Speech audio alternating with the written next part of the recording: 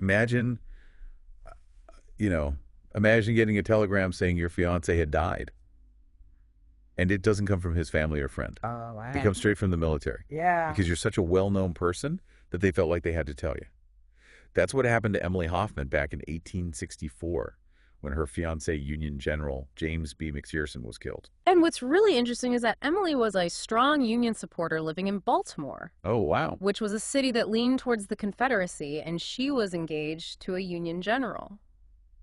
Talk about being caught in a difficult situation. Yeah, and it's not just losing her fiance, which is already devastating. Right. Their wedding had to be postponed because General Sherman needed McPherson for the Atlanta campaign. Yeah, It just makes the whole story even more tragic. absolutely. Now, you brought some really powerful sources for us to look at today. And today we're going to explore the more personal side of the Civil War through Emily's story and a congressman's fight for equality as he was dying, and even some personal letters from General Sherman as he dealt with the war and his own personal losses. What's amazing is how these sources really show the human cost of the war. You know, the individual stories that get overshadowed by the big battles and strategies. Yeah, we often just think about the big picture, but it's these personal stories that really make history come alive. Exactly. So let's start with Emily Hoffman. Can you imagine getting that telegram? Oh, wow. It's not a personal message of sympathy. It's an official notice from the military Yeah. that says a lot about how impersonal war is and how it disrupts even the most personal parts of our lives. Definitely. And the fact that they had to postpone their wedding because of Sherman really shows how the war messed up people's personal lives. Yeah, These weren't just soldiers fighting a war, they were people with hopes and dreams and loved ones waiting for them back home. we even have a letter that Sherman wrote to Emily after McPherson died. He was trying to comfort her. Oh, really? But he says that being the bride of a dead hero is somehow better than being the wife of a rich merchant. That's kind of an awkward way to comfort someone, don't you think? Yeah, And it's interesting because it shows what people expected back then, right. but it also tells us a little about how Sherman was thinking. He was focused on the glory of sacrifice, maybe, to cope with all the death around him. Yeah, like he couldn't face how sad it all was. He later blames the South for raising the storm that led to McPherson's death, Right. which shows his anger and frustration with the war. Yeah. And then there's the fact that Emily mourned McPherson for the rest of her life. Yeah, that shows how war can have a lasting impact on people. The emotional scars go deep and affect their lives long after the fighting is over. Her story reminds us that behind every casualty statistic, there's a person, a life that was cut short, and people who loved them left to grieve. Absolutely. It's Yeah. important to remember that history is made up of individual lives and experiences. Mm. Now let's shift gears a bit and talk about Thaddeus Stevens. Ah, He was a radical Republican congressman who was known for his strong fight for racial equality. This man was incredible, even on his deathbed Yeah. back in 1868. so even as he was getting weaker, he really wanted to have his last speech published.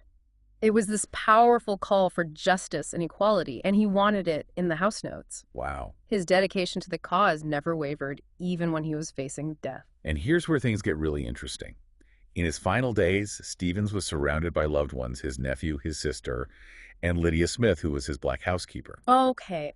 There were rumors about their relationship. Really? And while we don't know exactly what their bond was like, we do know they were very close. That's interesting, especially given the social climate at the time. It suggests Stevens was committed to challenging social norms and fighting for equality in every aspect of life. And his commitment went beyond just words. He chose to be buried in a racially integrated cemetery, which was a radical act for that era. And his epitaph says, "I have chosen this, that I might illustrate in my death the principles which I advocated through a long life, equality of man before his creator." Wow, that's powerful. It shows he was willing to live and die by his beliefs. He really practiced what he preached. Stevens' story shows the power of individual action, of standing up for what's right even when it's not popular. Yeah. It reminds us that one person can really make a difference in the fight for justice and equality. His story also makes us think about those hidden figures in history. What about Lydia Smith? What was it like for her working with Stevens and living in a society so divided on race? These are the stories we often miss in history books. You're right. We tend to focus on the big names, but it's important to remember all those people who contributed to history off behind the scenes. And speaking of figures we think we know, well, let's talk about General Sherman. We usually picture him as a brilliant but kind of unemotional military strategist. But the letters he wrote to his wife Ellen show a much more human side. These letters from 1864 are a fascinating look into their personal lives, their joys, their sorrows, their struggles. We see Sherman not just as a general, but as a husband and father dealing with the realities of war and missing his family. It's in those personal moments that we really connect with historical figures, don't you think? Definitely. They stop being just names in a book and become people we can relate to with emotions and experiences we can understand. Exactly. These letters make these famous figures more human. They remind us that they face the same basic human challenges we all do. They loved, they lost, they worried about their families, they craved connection. And they show how the war impacted families far beyond the battlefields. When these letters were written, the Shermans had recently lost their son Willie to illness, and they were expecting another child. The joy and excitement about the birth of their son Charles really comes through in their letters. Ellen even mentions how excited their other son Tommy is about his baby brother. That's so sweet. It's a heartwarming glimpse into their family life, a reminder that even in the middle of war and tragedy, life goes on, families grow, and hope continues. But their happiness, sadly, didn't last long. Yeah, it's like a cruel joke. They find happiness with the birth of Charles while dealing with so much loss, and then that happiness is taken away. It really is heartbreaking. And by September, Ellen's letters start sounding really sad. Oh. She writes to Sherman about baby Charles having this awful cold that's gone into his lungs. You can feel her fear and worry in her words. It must have been so hard for Sherman to be so far away leading an army while his wife and newborn son were dealing with a serious illness. Absolutely. And it's even sadder when you consider that Ellen writes about praying for Willie's spirit to guide Charles to heaven. Oh, wow. It shows how deeply she was grieving the loss of their first son while also fearing for the life of her newborn. I can't imagine carrying that kind of grief and fear. And tragically, her fears came true. Yeah. In December 1864, baby Charles dies of pneumonia at just 5 months old. Oh, that's so sad. The obituary in the New York Times is so detailed. It describes the funeral with little Charles's head covered in flowers and his mother placing a palm branch in his tiny hand. It really makes you think about how fragile life is, especially during wartime. And Ellen's letters after Charles's death are just full of raw grief. Yeah. She writes about how losing Charles hurts even more than losing Willie, and she doubts if her heart will ever find joy in anything earthly again. It's hard to grasp that level of grief, losing 2 children so close together. So how did Sherman react to all of this? It's interesting. He writes to Ellen saying that he's seen so much death that it doesn't shock him anymore. Wow. But he acknowledges that it's different for her, that her grief is deeper, more profound. They express their grief in such different ways, don't they? Yeah. Ellen is very open and emotional in her letters, while Sherman seems more stoic and reserved. It shows how differently men and women were expected to deal with emotions back then, especially during that time. Yeah. Men were expected to be stoic even when facing personal tragedy. It makes you wonder how Sherman really felt. What was going on beneath that stoic surface? Yeah. But even in his more reserved letters, you can sense his love and concern for Ellen, his deep empathy for her pain. Right. It shows a different side to this historical figure who's often seen as just a hardened military leader. These letters give us a glimpse into their private world, their shared joys and sorrows, their unwavering love for each other amidst unimaginable hardship. They humanize these historical figures and remind us that they weren't just names in history books, but real people who experienced the full range of human emotions.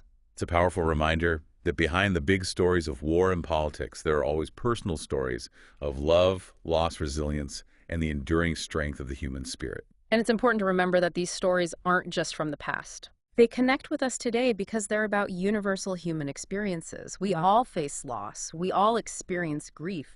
We all search for connection and meaning in our lives. And sometimes those connections come from unexpected places. Yeah. We started with Emily Hoffman, a woman mourning her lost love, and now we've explored the intimate world of the Sherman family as they navigate the joys and sorrows of family life during a war. Wow. You mentioned some additional mini-episodes that stood out to you from the source material. I'd love to hear more about those. Sure. We have stories of incredible bravery, like Buffalo Calf Road Woman, a Cheyenne warrior who rode into battle to save her brother. Wow. Can you imagine witnessing that kind of courage and selflessness? That's amazing. It challenges our ideas of who the heroes of history are and broadens our understanding of the diverse experiences of those affected by the war. That's an incredible story. It reminds us that heroism can come from anywhere, and that history is full of unsung heroes whose stories deserve to be told. What else did you find? We also have the dramatic death of Confederate General Jeb Stuart. He was a larger-than-life figure who met a rather tragic end. Wow. His story reminds us that even the most famous heroes aren't invincible and that the course of war can change in an instant. It's fascinating how these smaller stories, these glimpses into individual lives, can often reveal so much about human nature and the complexities of history. Exactly. And we can't forget the shootout involving PBS Pinchback. Okay. He was a black politician who later became the first black governor in American history. Wow. His story is one of resilience, of overcoming obstacles to achieve great things. It highlights the ongoing fight for equality that has shaped American history from the beginning to today.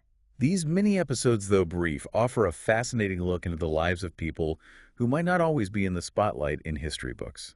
They really enrich our understanding of the Civil War and its impact on people from all walks of life. They remind us that history is made up of countless stories, each one adding to the rich tapestry of the past. By exploring these individual narratives, we gain a more nuanced and compassionate understanding of the events that shaped our world. And that's what makes these deep dives so rewarding, wouldn't you say? For sure. We're not just reciting facts and dates. We're uncovering the hidden stories, the personal moments, the human emotions that bring history to life and make it resonate with us on a deeper level. Exactly. It's about recognizing that history isn't just something that happened long ago. Right. It's a living, breathing story that continues to shape who we are today. Now, before we move on to our final thoughts on this deep dive, I have to ask, what stood out to you the most from all these stories?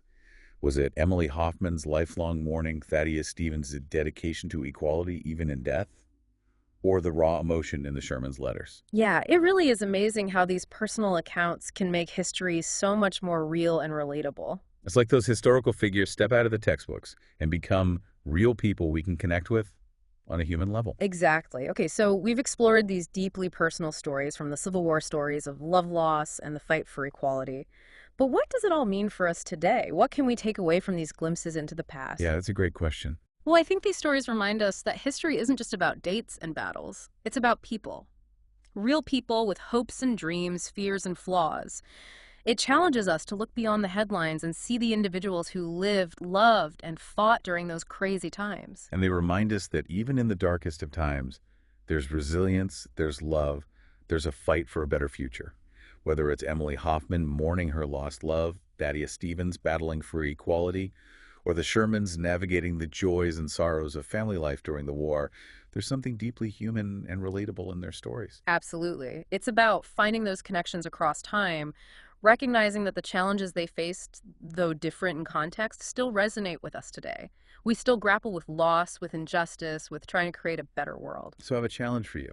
Think about your own family history. What stories have been passed down? What events, big or small, have shaped your family's journey? How do those personal experiences connect to the bigger story of history? It's amazing how those personal stories can suddenly make history feel so much more real, more tangible. Right. It's like those historical figures step out the textbooks and become people we can understand, even empathize with. Exactly. And if you enjoyed this deep dive into the human side of the Civil War, make sure you subscribe for more fascinating explorations of history, culture, and everything in between. We've got some incredible stories lined up, and we can't wait to share them with you. Until next time, keep exploring, keep questioning, and keep those connections to the past alive. Thanks for joining us for this deep dive. We'll see you next time.